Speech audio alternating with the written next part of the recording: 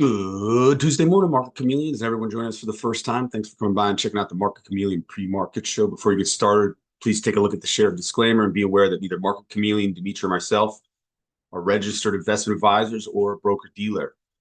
If you're searching for investment advice, please reach out to a licensed professional. This show, as always, is for informational purposes only concerning Market Chameleon tools and products. With that, D, good morning. Good morning, Will. How are you? Good. Let me share my screen here. And while I'm doing this, if you're joining us for the first time, Will and we do these shows in the morning to try to help answer questions you may have about the Market Chameleon tools, the data, or the analytics.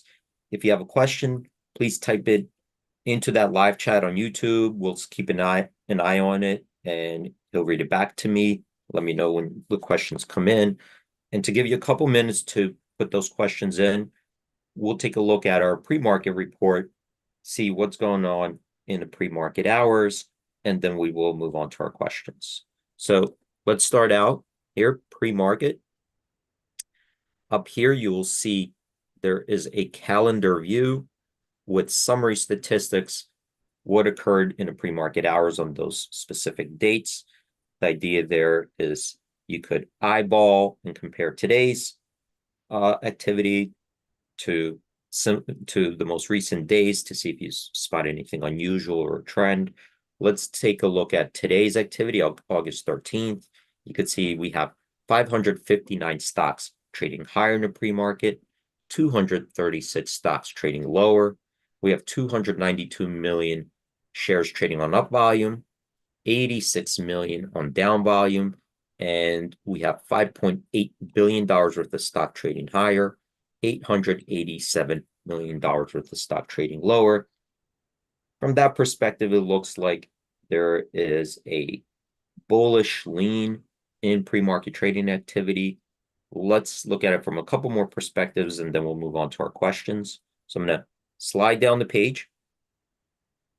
And now you get this more granular view of what's going on in pre-market hours. We see stock symbols with price and price changes and volume. We also have our most active list, our biggest percentage gainers and biggest percentage decliners. And down here, I see 103 stocks made it onto our biggest percentage gainers list, 40 on our largest decliners. So that from that perspective, it also indicates a more bullish bias in the pre-market trading. Now, to make it onto this list, we set thresholds for the stocks because they could trade with very low liquidity, low volume in pre-market. And if that trading meets our thresholds, that security could make it onto this list. That could include a small cap stock, it could be an ETF, it could be a closed-end fund, it could be a leveraged ETF or even an inverse ETF. So to narrow down this report further, we could use our filters above. If you have a watch list that you saved and you track a certain group of stocks, you could use this filter to screen by your watch list. We're going to use this filter in ETF in our example, which is a similar concept, as I will show you right now. When you click on that filter, you get this drop-down menu to select from, and there are different ETFs here you could choose. We're going to go ahead and pick this first one, SPY. And when we do that, what you'll see is that the list below got filtered for stocks that are holdings in the SPY ETF. And now what we did was you narrowed down the group of stocks we're analyzing to the S&P 500 companies, because that's what the SPY ETF is. And as you could see here, we got 17 stocks that made it onto our biggest percentage gainers list, 2 on our decliners. So that also indicates that up to now, the pre-market trading has a bullish bias. And the idea behind SPY is, imagine if you had a watch list of S&P 500 companies, that's that's why this is similar to, if you save the watch list of stocks that you wanted to filter out. So here, Will, we gave it a couple minutes. If you have questions, I'll take them now. Yeah, I have one question.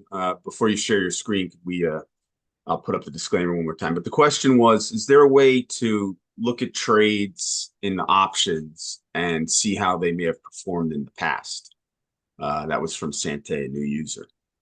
He's not looking at any specific trades. He's a new user and wonders if there's any sort of tool that can see how trades have performed in the past. Okay, sure. Can I share my screen real quick? Yeah. All right.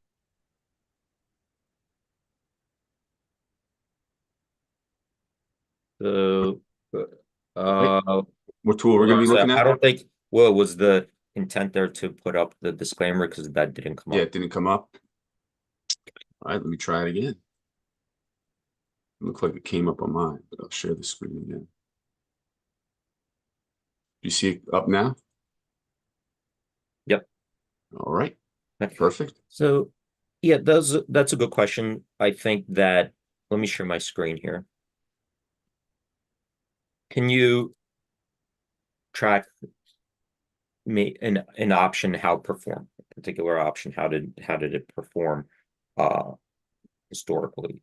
And yes, there's different ways to do that. That's some of the things that we actually, capture and do analysis on. But let's look at a few examples here. Some people, they'll look at the, like, say, option block trade screener, right? And on the option block trade screener, you can go back in time. We'll give you like the last 5 days, let's say. And you just wanted to track the performance of a particular trade that you noticed, right?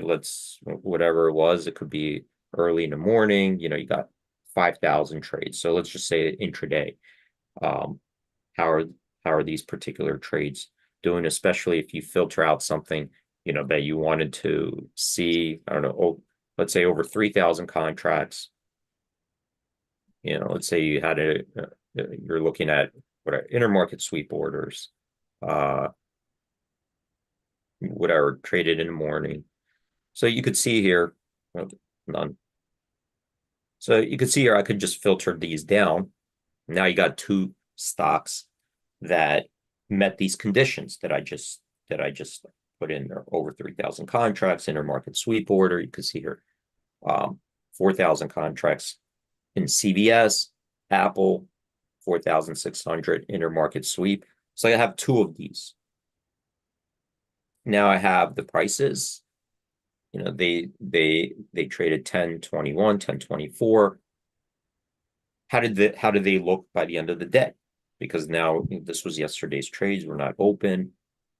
And that's a good question, because part of what you're using these tools for is to validate perhaps ideas, validate assumptions, inferences, or what I think would have happened in this situation. Like, well, if I filter this out, my assumption is that, well, if this happens, then what do I think will happen next? Or what do I think will happen to the implied volatility of this option? Or where would the stock go after this? Or what would the option end up? And you want to validate. You don't want to, because otherwise you're forward testing it, which you have to apply, real capital, or you could use this data, to confirm your suspicions. So let's say we have these two trades now that we filter these out, and whatever assumption we have, I'm just making it up, that the options will finish higher by the end of the day.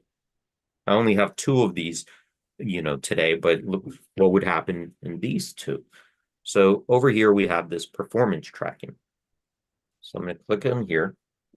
And now, so you can see it, once I click the tab, we have different set of statistics. And here we see these are the initial trade details right over here. So 4,400 of these calls traded for $1.95. Then we have 4,684 traded at 26 cents. And where are they now? So when we talk about options, right, when we talk the performance of options, the options move around with the stock because they're derivatives, right? So the option values are changing even if they're not trading. For a stock to go higher or lower, it needs trades. There needs to be a transaction, right? So if the stock goes from 100 to 110, that means it traded somewhere at 110. There were transactions. But an option value will move around because it's a derivative. The value of it will change even without trading because it has a delta, it decays, and so forth. So and most listed options probably have zero trades, right? If you look at it, there's a concentration of trades usually around, several options, unless maybe SPY, but but most of the options will have zero trades, but they're still moving around. So this could have traded in the morning. There are no more trades. So how do we know where the value changed? Well, what we do is use mark to market, meaning that the bids and offers are going to change as the market's changing, right? Because the dealer's willingness to buy or sell at certain prices, they're going to update based on other factors like the stock moving, decay, implied volatility assumptions. So what we do is we compare the trade price, $1.95, to where the most current bid and offer is, right? So this is the most current bid and offer as of close. Keep in mind, we're not open yet. $1.57, $1.61. Okay. During the market hours, of course, we have a 15-minute delay on these. But why do we look at the market? Well, when you look at the bid and the offer are firm quotes. That means that if somebody's displaying $1.57 bid, they're obligated to buy that if somebody sells it to them at that moment. Unless they cancel their bid while it's out there, they're going to be obligated to buy. So it's a firm bid. It's a real, value we could reference. Same thing with the offer, $1.61. Well, that's a firm offer. It's a value that we could reference because it's tradable, right? So now we have a sense of where the markets are being valued. So we could then, what we call in the options world, well, what is it theoretically worth we reference the midpoint as the mark to market, right? So the value of this option is anywhere between $1.57 and $1.61 because you can also trade in between, right? You don't have to trade at $1.57 or $1.61 necessarily. If you have two people willing to do it at $1.60, $1.59, $1.58, that's also, so you're allowed to do that.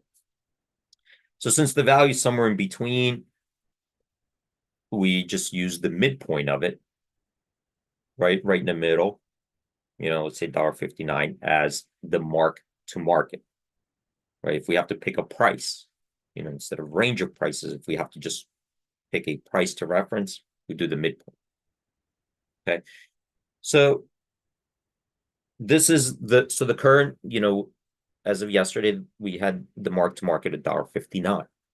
So if it traded at $1.95 and now it's $1.59, it's worth less, right? So that option is worth less than where it traded. In percentage terms, 18.5%. It's down 18.5%. But there are different factors, right, that could make that option go down. What can make the option go up or down? Well, one is the stock moving, the delta, right? Another is the option could decay because as time goes on, the option's worth less.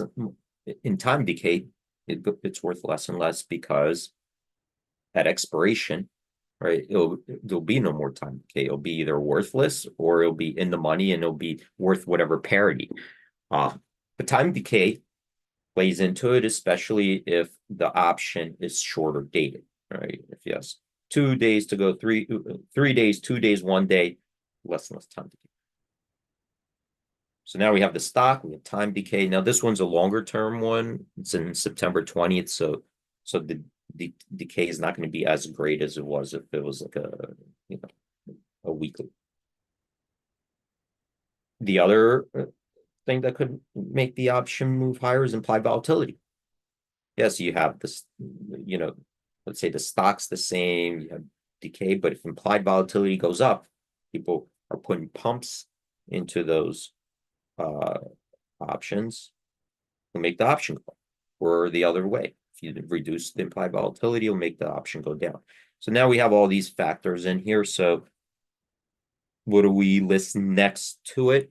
Well, we see that the implied volatility of this option actually went higher, up 5.4%.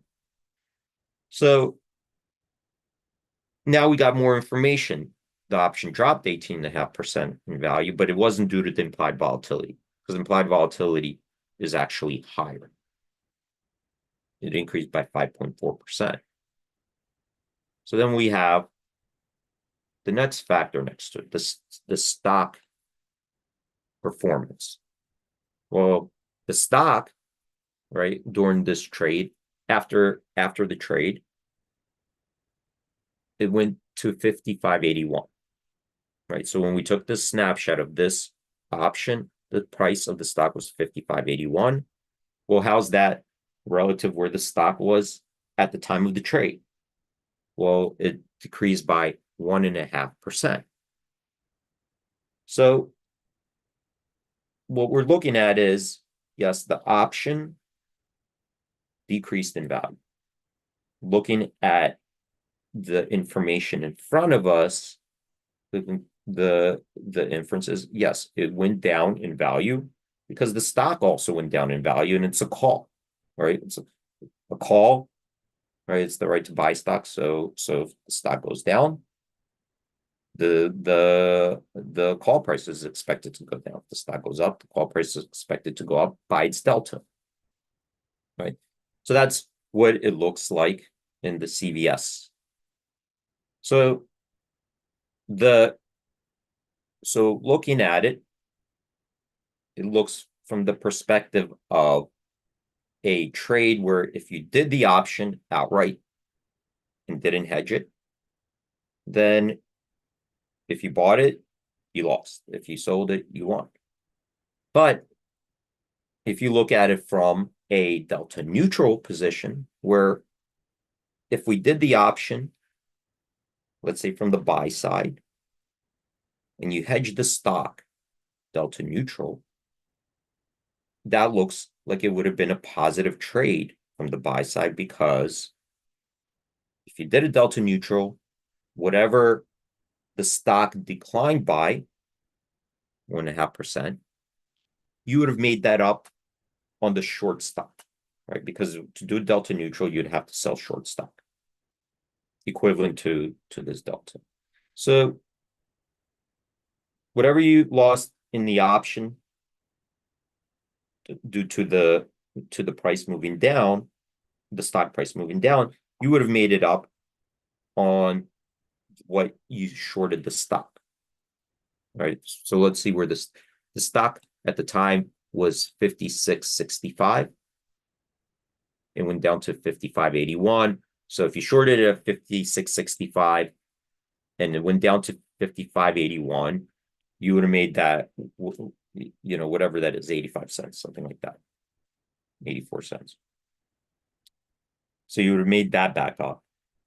But what we notice is that the option itself increased in implied volatility, 5.4%, meaning that if everything stayed the same, right? Everything stayed the same and implied volatility didn't go up, then this market would have been lower, right? It wouldn't have been 157, 161. It would have been probably like whatever, lower by its Vega. So you actually, we'd have to do the math here, but just looking at this is that if on a delta neutral, this looks like whatever you made up in the stock hedge, whatever you made from this short, would have exceeded what you lost in the call, resulting in a profitable position from the buy side. Okay, that's on a delta neutral basis. So let's take a look at the next one, Apple. Here we see the stock traded, the option traded 26 cents. Okay, where did it go out? 21 cents, 22 cents. So now this one is down 17%. It's worth less, right? Went from 26 cents, now it's worth somewhere in between 21 cents, 22 cents. Let's call it 21 and a half. Well, that's worth less. What about the implied volatility? Well, that didn't change. That looks to me the same, 22.1. What else changed? Well, the stock was 218.23 at the time of the trade. Now it's 217.53. That's down 0.3%. Right? So the stock's down. This has a positive delta. Call option has a positive delta. So stock goes down. Based on the delta, the call option goes down. It could have also had some decay in there. However, because it's going out to September 20th, I'm not sure how great of a decay is. We'd have to go look at the theta of this option. But in this instance, it looks like, the delta in Apple, this is Apple, that it lost based on the delta, maybe some decay because the IV stayed the same. So that's just looking at it from the perspective of looking at the trades. Now, if we go back days, we can do the same thing. Bring up. So this is August 9th. So I left the filters same, right? August 9th, over 3,000 contracts, intermarket sweep order. There was one on August 9th, and SPY was a put. And here is put traded at 70 cents. Where's the most current market? Well, 53 cents, 54 cents. It's down 23%. What did the stock do from the time of this trade? It was up 0.5%. Implied volatility stayed the same. So looks like some of the delta, maybe decay, was responsible for the 23% loss. So that's one way just to look at it from the option block trade screener, because people do use this screener a lot, and that's you could do that from the screener. Of course, then we could go to the options chain and just go back in time and look how a particular option performed. But that's not referencing a specific trade. That would be looking just at the historical performance of an option or even a strategy. Thing is, we're right up at 9:30. Well, so maybe what I'll do is cover that piece tomorrow. Yeah, it'd be cool to cover every place you can do this type of research, maybe the rest of the week. But great job, D, as always. Thank you for the question. Thanks for all the chameleons who joined today and all the new users. Great job, buddy. Thanks, everyone. Stay safe out there. Have a great trading day, and hope to see you guys tomorrow. Yeah, trading peace chameleons. Actually, one note, I know earlier in the week, well, yesterday and Friday, we talked about our IBKR webinar. IBKR has had some technical issues with their website, so we won't be having that webinar until next month. Just a heads up, no webinar with IBKR this month. I think this is the first time in maybe 34 months we haven't, 34 months we haven't done a webinar. So, yeah. Anyways, there you go. All right, great job, D. Have a great day, everyone. Bye. Thanks, everyone.